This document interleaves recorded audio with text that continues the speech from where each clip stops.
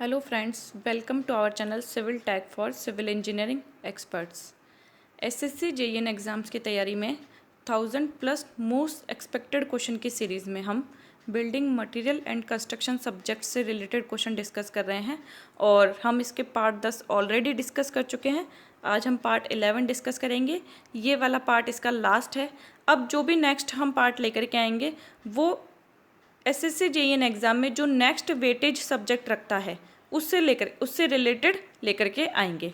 Building material and construction से related आज हम इसका part 11 and last part discuss कर रहे हैं। तो जल्दी से शुरू करते हैं। क्वेश्चन नंबर फर्स्ट है इस पार्ट का, which of the below is not a property of ferro cement? Options are impervious nature, second capacity to resist shock, third no need of formwork and fourth strength per unit mass is low. तो जो इसका correct answer है वो है statement 4, strength per unit mass is low. ये option इसका गलत है। ये मतलब इसकी प्रॉपर्टी नहीं है। अब सबसे पहले हम समझते हैं कि फेरो सीमेंट है क्या। तो आइए एक डायग्राम देखते हैं। ये आपने देखा होगा, तो जो सीवेज ड्रेन्स होते हैं ये सीवेज ड्रेन्स का कवर है।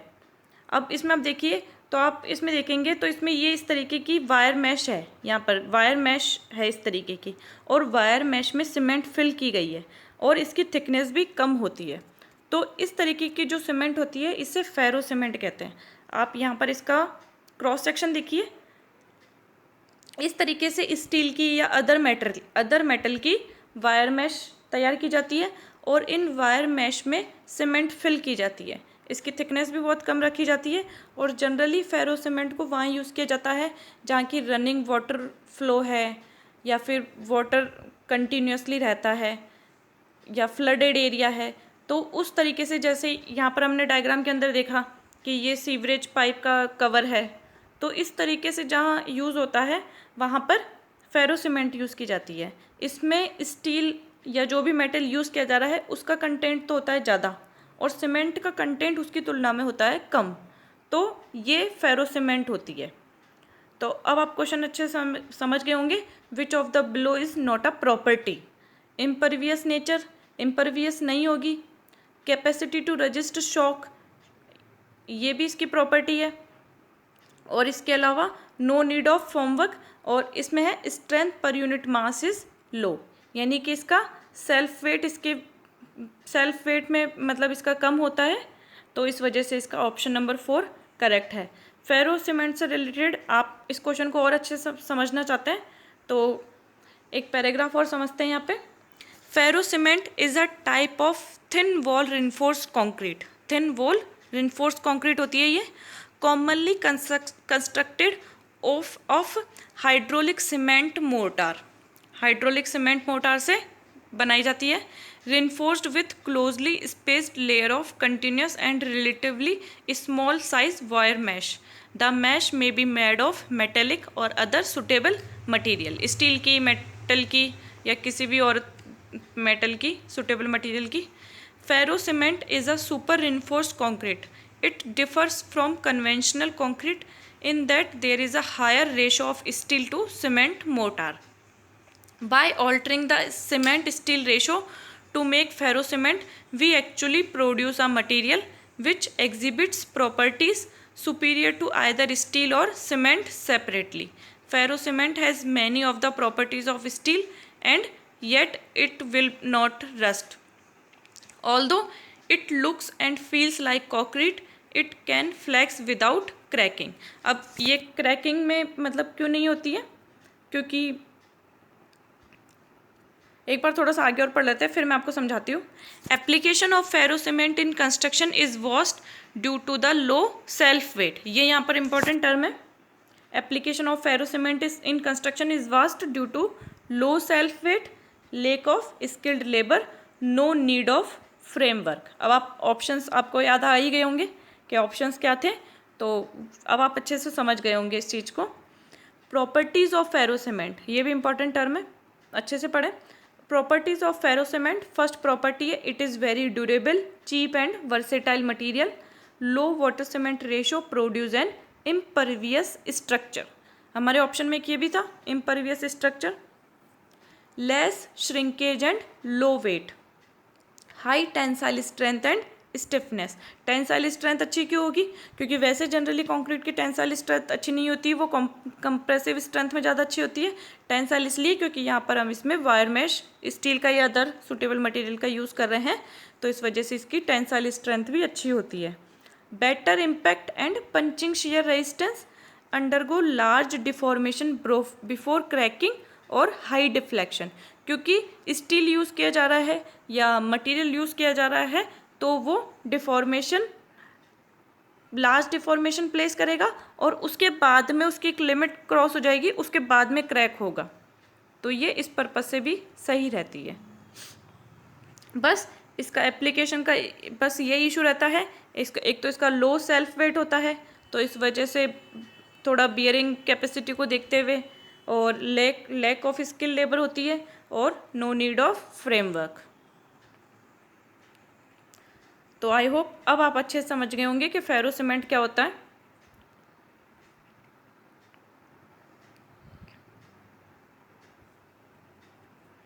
तो अब इसका ऑप्शन इस वजह से ये इसकी प्रॉपर्टी नहीं है, इम्परवियस नेचर होता है इसका, capacity to resist shock, no need of formwork, and fourth जो ऑप्शन सही नहीं है इसका वो यही है कि strength per unit mass is लो, यानी कि इसका सेल्फ वेट कम होता है।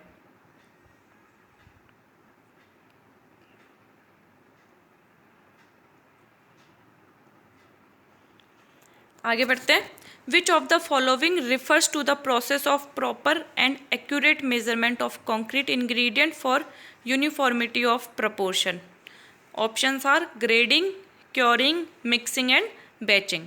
तो इसका करेक्ट आंसर है बैचिंग। प्रॉपर मेजरमेंट में कंक्रीट के लिए कौन सा प्रोसेस यूज़ किया जाता है? बैचिंग प्रोसेस यूज़ किया जाता है।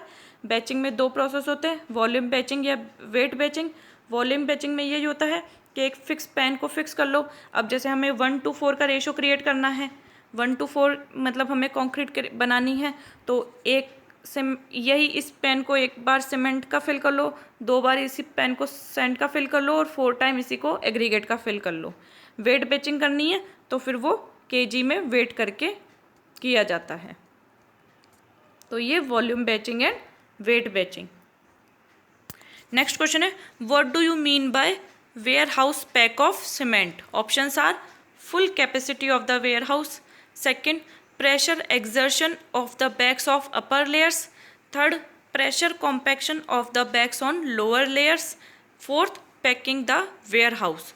तो जो इसका करेक्ट आंसर है कि वेयर हाउस पैक क्या होता है, तो वेयर हाउस पैक होता है जब सीमेंट बैग को इस तरीके से, कोई वेयर हाउस है वहाँ पर सीमेंट स्टैक प्रॉपर डिस्टेंस के ऊपर जब सीमेंट बैग को रखा जाता है, तो उसकी जो लोअर लेयर होती है, इसकी जो लोअर लेयर होती है, इस पे अपर बैग्स की वजह से जो कॉम्पैक्शन क्रिएट होता है, प्रेशर क्रिएट होता है, तो इसको कहते हैं warehouse pack.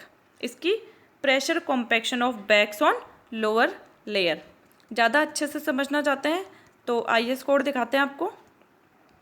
Ware house packs of cement से रिलेटेड IS कोड है, packing of cement and storage of cement से रिलेटेड IS कोड है 40821996। ये स्टोरेज एंड पैकिंग से रिलेटेड है। अब देखिए आप डायग्राम एक बार, यहाँ पर इस तरीके से सीमेंट्स के बैग रखे जाते हैं।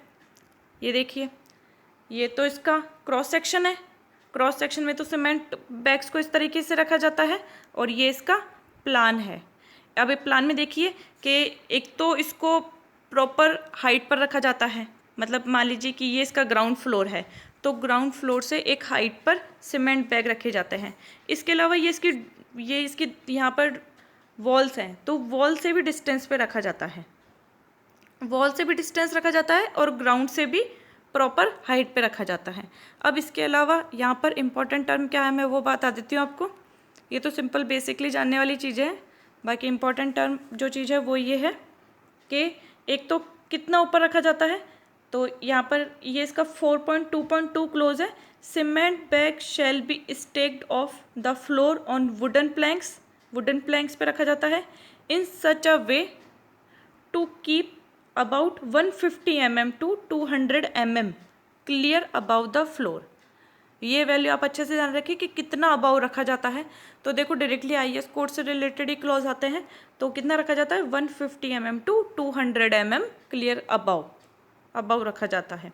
और इसके अलावा कितना स्पेस रखा जाता है उसकी एक्सटीरियर वॉल से, मतलब ये जो वॉल्स हैं इनसे कितना स्पेस रखा जाता है, तो space of 600 mm minimum shall be left around between the exterior walls. अब इसके अलावा ये तो हो गया कि ग्राउंड फ्लोर से कितना ऊपर रखा जाता है 150 to 200 mm, एक्सटीरियर जो वॉल्स है उतना उससे कितना डिस्टेंस पे रखा जाता है 600 mm। अब एक लिमिट है कि कितनी हाइट तक रखा जाता है, तो हाइट से रिलेटेड ये 4.2.23 क्लॉज है। The height of stack shall not be more than 10 bags to prevent the possibility of lumping up under pressure. The width of the stack shall not be more than 4 bags. Width 4 bag से या 6 metre से ज़्यादा नहीं होनी चाहिए, ये भी limitations है।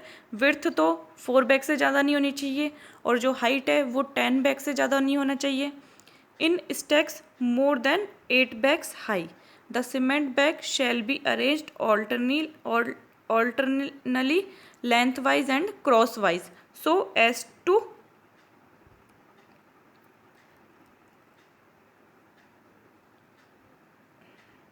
ये थोड़ा विज़न में प्रॉब्लम आ रही है, आप अच्छे से आईएएस कोड 4082 आराम से मोबाइल में डाउनलोड करके भी इसका क्लॉज तसल्ली से पढ़ लें।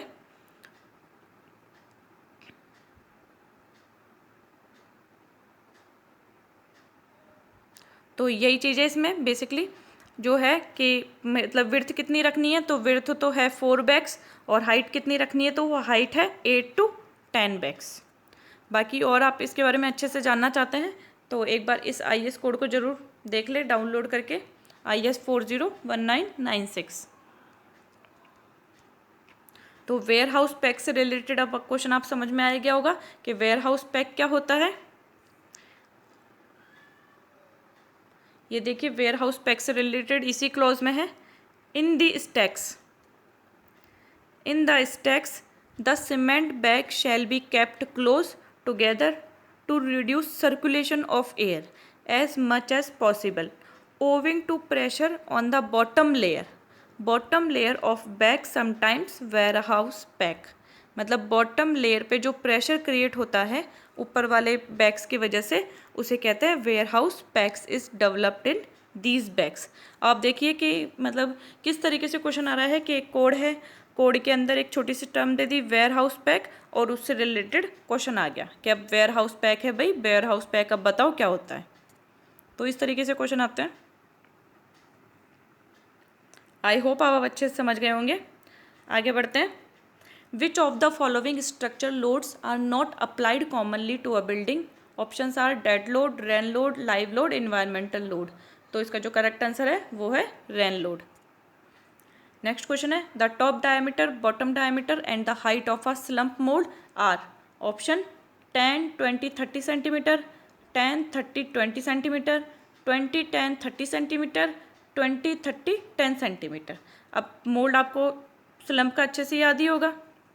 इस मोल्ड में ये तो होती है 10 mm top diameter, bottom diameter होती है 20 mm और इसकी हाइट होती है 30 मतलब सॉरी सेंटीमीटर। ये होता है 10 सेंटीमीटर, ये होता है 20 सेंटीमीटर और ये होता है 30 सेंटीमीटर।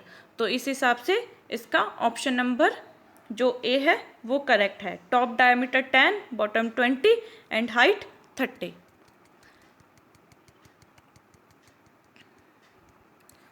ये आप देख लीजिए, ये मोल्ड है स्लम्प टेस्ट का 10, 20 एंड 30। इसके अलावा इसमें टैंपिंग रॉड यूज़ की जाती है 16 mm की, क्योंकि जब मोल्ड से रिलेटेड क्वेश्चन आ ही रहा है तो टैंपिंग से रिलेटेड भी आ सकता है। तो डायमीटर होता है टैंपिंग रॉड का 16 mm और इसकी हाइट लेंथ होती है 60 सेंटीमीटर। और स्ट्रोक्स से रिलेटेड भी क्वेश्चन आता है कि कितना रैमिंग में वेरी करता है, तो वो स्ट्रोक्स होते हैं 20 to 30 स्ट्रोक्स किए जाते हैं। मतलब 3 लेयर में फिल किया जाता है और 22 जनरली 25 स्ट्रोक्स किए जाते हैं, तो जो उसकी वैल्यू है वो 20 to 30 में वेरी करती है। अब देखिए कि स्लम्प के साथ टाइप ऑफ कंक्रीट कैसे वेरी कर रहा है। जैसे 20 to 40 mm का स्लम्प आ रहा है तो वो कंक्रीट कहाँ यूज़ की जाती है, concrete for road construction. 50 to 100 mm का स्लम्प आ रहा है तो वो कंक्रीट कहाँ सही है, बिम्स एंड स्लैब्स के लिए। 80 to 150 mm का आ रहा है तो वो नॉर्मल आरसीसी वर्क के लिए। 25 to 50 mm स्लम्प आ रहा है तो वो मास कंक्रीट के लिए, मास कंक्रीट स्ट्रक्चर के लिए।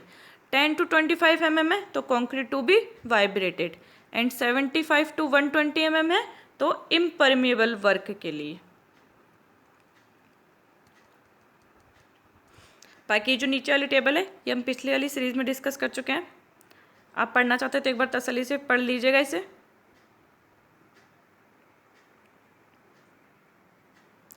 ये स्लम्प टेस्ट है।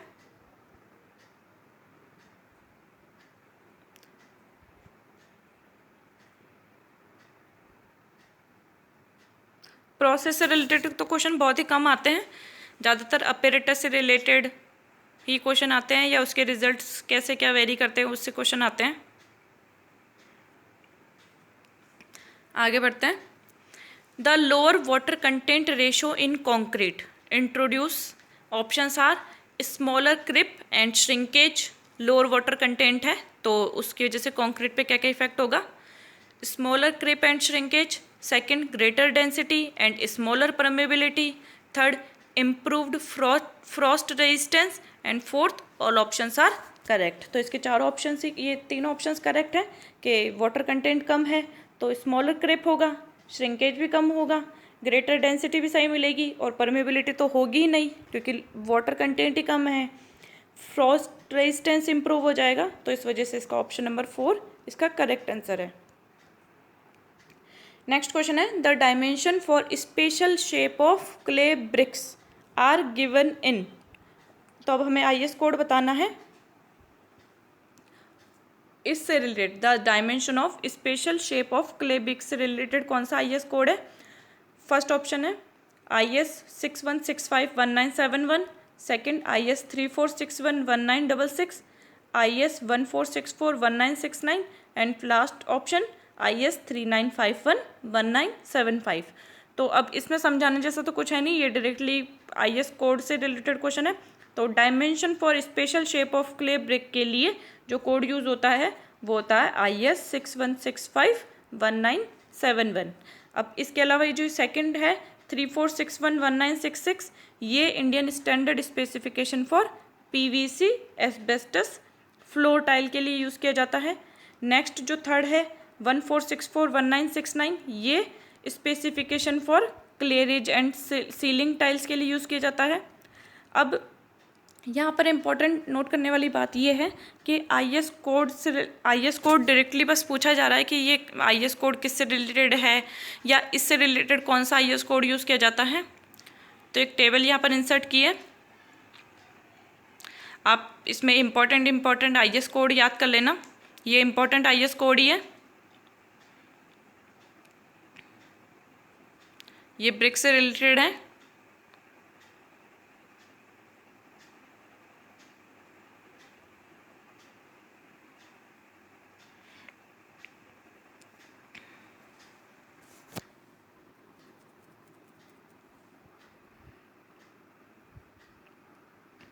चाहे तो इसका स्क्रीनशॉट खींच ले और एक दो बार रिवाइज करके इसको देखें तो थोड़ा थोड़ा याद रहेगा, तो चीज़ें सही होगी। ज़्यादा से ज़्यादा रिवीजन करेंगे तभी याद होगा।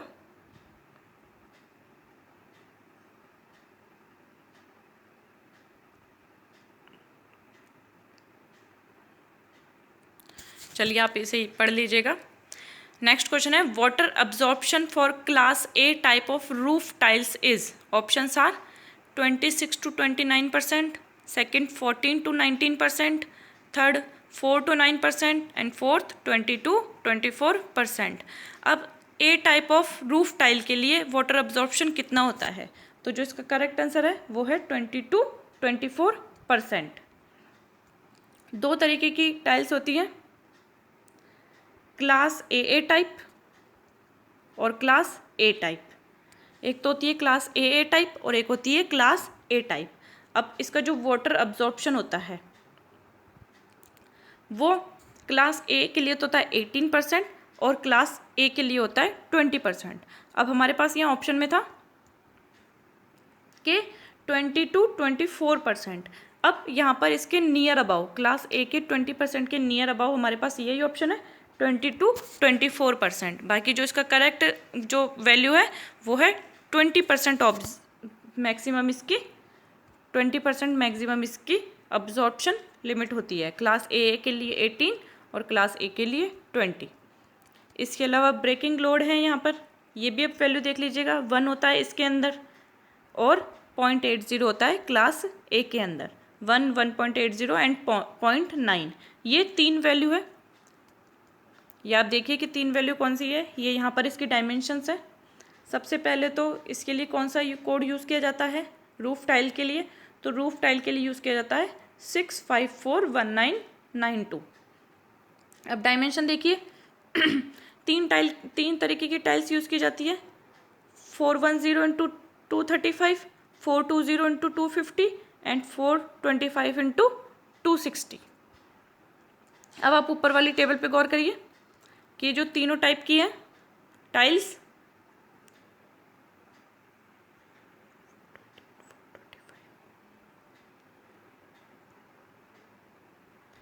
फोर 410 इसके लिए इसकी ब्रेकिंग लोड होता है 1, 420 इसके लिए इसका ब्रेकिंग लोड होता है 1.10 एंड 410 इसके लिए इसका ब्रेकिंग लोड होता है 0.90। इसी तरीके से अगर क्लास ए की बात करें तो 410 के लिए होता है 0.80, 420 के लिए होता है 0.190 एंड 410 के लिए होता है 0.68। तो एक बार इस टेबल को भी अच्छे से तसल्ली से पढ़ लीजिएगा, इसे भी नॉलेज में रखें, क्योंकि जब वाटर अब्जॉर्प्शन से रिलेटेड क्वेश्चन आ रहा है तो ब्रेकिंग लोड से रिलेटेड भी डायरेक्टली क्वेश्चन आ सकता है। तो 6 वैल्यू आपको याद रखनी है। 3 तरीके की इसमें क्लास मतलब 3 तरीके की इसमें टाइल्स हैं और उसमें से इस तरीके के वैल्यू है इसमें 1.10, 0.91 और इधर 0.90, 0.68 और 0.78। तो इस तरीके से ये भी आप अच्छे से याद रख लीजिए। इसका IS कोड याद रखें 6541992। नेक्स्ट क्वेश्चन है, which of the following is not an advantage of using composite cement lime mortar over cement mortar? Options are high water retention, second high drying shrinkage, third high workability and fourth option low drying shrinkage. अब इसमें से कौन सा advantages नहीं है तो वो है option number 2 high drying shrinkage, ये नहीं होता है। सीमेंट लाइम मोटार जब हम यूज़ करते हैं तो वाटर रिटेंशन चाहिए होता है, क्योंकि लाइम है तो वो वाटर उसे ज़्यादा चाहिए, तो हाई वाटर रिटेंशन होता है। अब वाटर ज़्यादा हो जाएगा तो उसकी वर्केबिलिटी ऑब्वियसली इंप्रूव कर जाएगी, तो हाई वर्केबिलिटी मिल जाती है। और heat of hydration process slow होता है, इस वजह से लो ड्राइंग श्रिंकेज मिलता है। Heat of hydration process slow होने की वजह से मतलब उसमें श्रिंकेज कम क्रिएट होता है, तो हाई ड्राई श्रिंकेज नहीं होता है। अब इसमें एक इम्पॉर्टेंट चीज़ नोट करने वाली बात है जो IS कोड में है, वापस से आप मैं बता देती हूँ, मैं पहले भी बता चुकी हूँ कि प्लास्टरिंग से रिलेटेड कोड कौन सा होता है, तो प्लास्टरिंग से रिलेटेड है 16611972। अब यहाँ पर एक इम्पॉर्टेंट नोट करने वाली बात है, फॉर ट्रॉवल फिनिश यानी कि जो सरफेस फिनिश होती है स्मूथ सरफेस फिनिश, उसे ट्रॉवल फिनिश भी बोलते हैं। एक तो ये चीज़ ध्यान रखें, trowel finish very smooth finish, mixes of lime and cement shall not in general be used for finishing coats as their shrinkage on drying creates a tendency of surface crazing. Surface crazing create हो जाती है, इस वजह से finishing coat में कम use किया जाता है, और ड्राइंग मतलब श्रिंकेज होने की वजह से उसमें सरफेस क्रेजिंग हो जाती है। मतलब जैसे लेयर्स जैसे डायग्राम मतलब आप देखेंगे सरफेस पे तो लेयर्स जैसे श्रिंक आप मतलब जब भी उस सरफेस को देखेंगे तो वो रफ हो जाएगी और उसमें सरफेस से क्रेजिंग क्रिएट हो जाएगी। तो ये भी एक इम्पॉर्टेंट टर्म है इस क्लोज में। Next question, pick up the correct statement from the following. Options are the bulk density of fine aggregate is usually about 10% more than that of coarse aggregate of similar composition. Second, the specific gravity of aggregate is important for the determination of the moisture content. Third, the absorption and porosity of an aggregate influence the property of the concrete. And fourth option, all options are correct. तो इसमें से सभी options correct है कि जो bulk density होती है fine aggregate की वो 10% ज़्यादा होती है कोर्स एग्रीगेट से. इससे रिलेटेड तो हम बार बार डिस्कस कर ही रहे हैं, क्योंकि बल्क मतलब फाइन एग्रीगेट में सरफेस एरिया ज़्यादा होता है कोर्स एग्रीगेट की तुलना में, तो वहाँ पर वॉइड्स स्पेस सही फिल होता है, तो इस वजह से उसकी बल्किंग भी सही होती है, तो वो बल्किंग की वैल्यू 10% ज़्यादा होती है. और स्पेसिफिक ग्रेविटी मॉइस्चर कंटेंट निकालने के लिए हम सबसे पहले स्पेसिफिक ग्रेविटी निकालते ही हैं. सैंड टेस्ट में भी हम आगे जब सॉइल से रिलेटेड क्वेश्चन पढ़ेंगे तो जब हम उसका मॉइस्चर कंटेंट निकालेंगे तो उसके पहले हम उसकी स्पेसिफिक ग्रेविटी भी निकालेंगे, वो उसमें इम्पॉर्टेंट रोल प्ले करती है. और इसके अलावा जो अब्जॉर्प्शन एंड पोरोसिटी, जैसे एग्रीगेट के अंदर अगर अब्जॉर्प्शन है वाटर का या सीमेंट पेस्ट फिल किया जाता है तो मॉइस्चर अब्जॉर्प्शन का, इसके अलावा उसमें एयर कंटेंट की वजह से पोरोसिटी, ये जो होते हैं ये मतलब इफ़ेक्ट करते हैं कंक्रीट की प्रॉपर्टी को. अब्जॉर्प्शन भी इफ़ेक्ट करता है और पोरोसिटी भी इफ़ेक्ट करती है एग्रीगेट की, तो इस वजह से ये तीनों ऑप्शन ही करेक्ट हैं. नेक्स्ट आगे बढ़ते हैं. The percentage of the aggregate of fineness modulus 2.6 to be combined with coarse aggregate of fineness modulus 6.8 for obtaining the aggregate of fineness modulus 5.4 is. Options are 0.3, 0.4, 0.5, 0.6. तो जिसका करेक्ट आंसर है वो है 0.5. हमें बेसिकली परसेंटेज निकालना है, तो इसका डायरेक्टली फॉर्मूला होता है, यही याद रखें, ज़्यादा डीपली ना जाए. फॉर्मूला है इसका x minus Z upon Z minus Y into 100, यानी कि coarse minus combined aggregate oblique combined minus fine into 100. यहाँ पर x जो है वो 6.8 है, यानी कि x कोर्स एग्रीगेट की वैल्यू है, y फाइन एग्रीगेट का परसेंटेज है, z कंबाइंड एग्रीगेट का परसेंटेज है. तो जब आप इन वैल्यूज़ को इस फॉर्मूला में पुट करेंगे तो इसका करेक्ट आंसर 0.5 निकल के आ जाएगा. आगे बढ़ते हैं. Concrete containing option siliceous aggregate has higher coefficient of expansion. Second, igneous aggregate has intermediate coefficient of expansion. Third, limestone has lowest coefficient of expansion. And fourth, all options are correct. तो concrete में हम cement, sand और aggregate मिलाते हैं. Cement तो हो गई limestone जिसका कोफिशिएंट एक्सपेंशन लो होता है. इग्नियस एग्रीगेट हो गए सिलिशियस एग्रीगेट हो गए सैंड जिसका कोफिशिएंट ऑफ एक्सपेंशन ज़्यादा होता है. और इग्निशियस एग्रीगेट में हो गए एग्रीगेट जो हम उसमें यूज़ करते हैं कोर्स एग्रीगेट जिसका इंटरमीडिएट कोफिशिएंट ऑफ एक्सपेंशन होता है. तो इसका ऑल ऑप्शंस आर करेक्ट, ये इसका करेक्ट आंसर है. आगे बढ़ते हैं. Pick up the incorrect statement from the following while performing preliminary test on concrete. Options are proportion of the material and water should be the same as to be used at work site. भाई ये हमसे पूछना चाह रहा है कि जब हम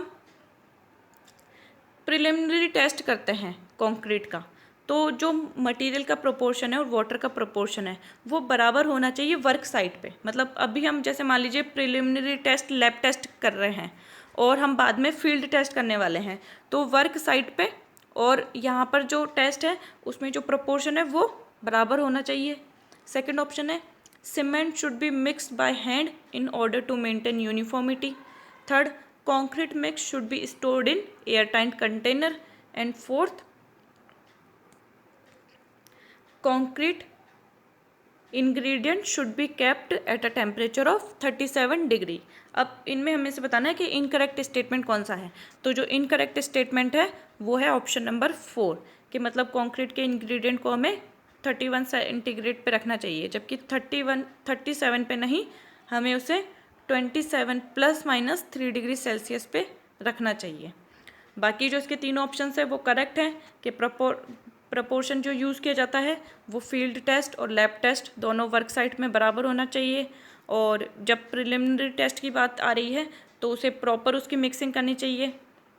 या फिर ऐसा कोई मिक्सचर यूज़ करना चाहिए जो सही से उसको मतलब यूनिफॉर्म क्रिएट करे उसमें मिक्सचर। और इसके अलावा एयर टाइट कंटेनर में रखना चाहिए ताकि किसी भी तरीके से वेदर का या मॉइस्चर का इफेक्ट ना पड़े।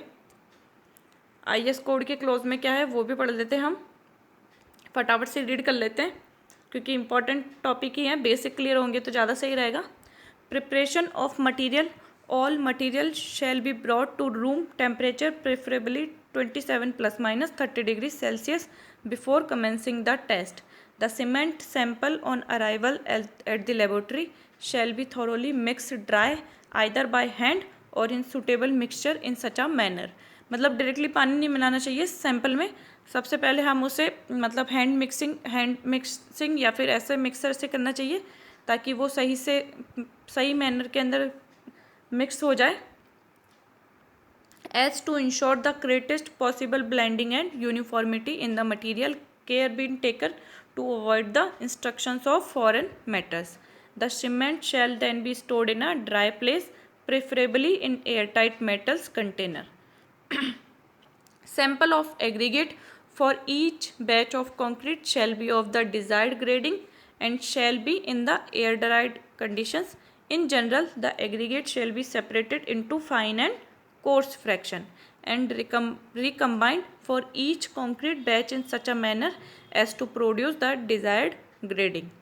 तो यही है यहाँ पर बेसिक चीज़। इसके अलावा प्रोपोर्शनिंग क्या है? The proportioning of the material including water in concrete mix used for determining the suitability of the material available shall be similar in all respect to those to be employed in the work में जो मतलब proportion use किया जा रहा है वही proportion यहाँ पर यूज़ किया जाएगा।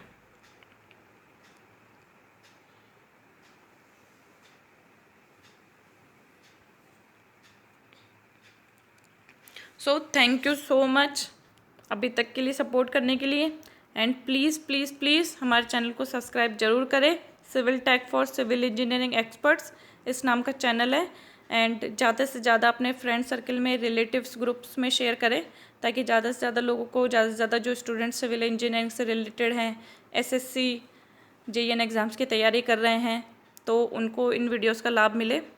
और अब हम बिल्डिंग मटेरियल एंड कंस्ट्रक्शन से रिलेटेड हमारे काफ़ी सारे क्वेश्चन हो चुके हैं। अब नेक्स्ट जो इसमें वेटेज रखता है वो क्वेश्चन की हम सीरीज़ लेकर के आएंगे। तो अभी तक सपोर्ट करने के लिए thank you so much. Thank you.